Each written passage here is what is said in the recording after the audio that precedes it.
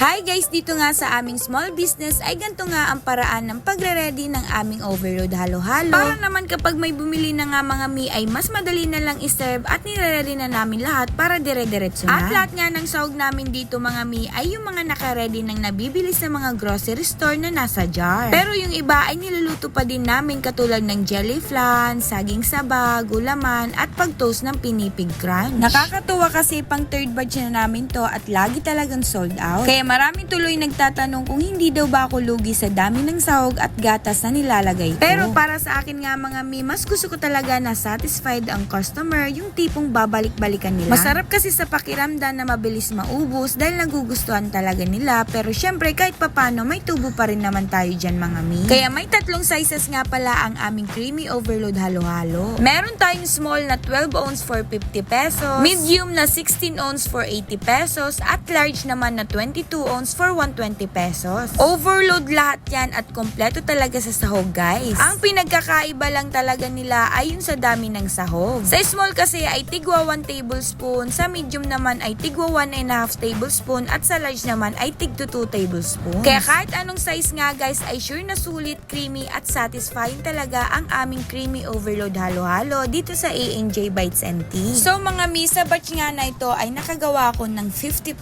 cups. Mas pinadami ko talaga yung small sizes kasi yun ang pinakamabenta at kunti lang yung medium at large. Tapos grabe, tuwing magpo-post na ako na available na ang aming creamy overload halo-halo, andyan na agad yung mga walk-in customers, may nagpapa-pick up at may nagme-message na magpapa-deliver sila. Kaya thank you talaga dyan sa mga nag-order sa aming small business, di lang halo-halo kundi yung iba ko pang menu sa aming tindahan. At syempre thank you rin sa aming mga riders na kahit umulan, umaraw, andyan pa rin sila para mag-deliver. Kaya sobrang saludo talaga ako sa inyo dahil sa inyo mas napapadali ang pag-abot ng overload halo-halo sa mga suki natin. Kaya naman mga mi, habang summer pa, ang ganda talagang mag-business ng mga pampalamig at refreshing. Para kahit nasa bahay lang, bawas init na may kita ka pa. I-post mo lang sa mga groups o sa timeline mo, ay swak na swak may bibili na agad niya. Ang kailangan lang talaga natin mga mi ay may sipag at tiyaga dahil siguradong may balik yan. Kaya sa mga malapit lang sa amin ay pwede na kayong mag-order. Pero sa mga gusto rin magsimula ng sarili nilang negosyo, ay visit nyo lang ang aking timeline at nandun na lahat ng recipes at negosyo ideas. Para kahit papano mga mi ay may dagdag income tayo habang nasa bahay lang. Kaya yun lang guys. Thank you for watching.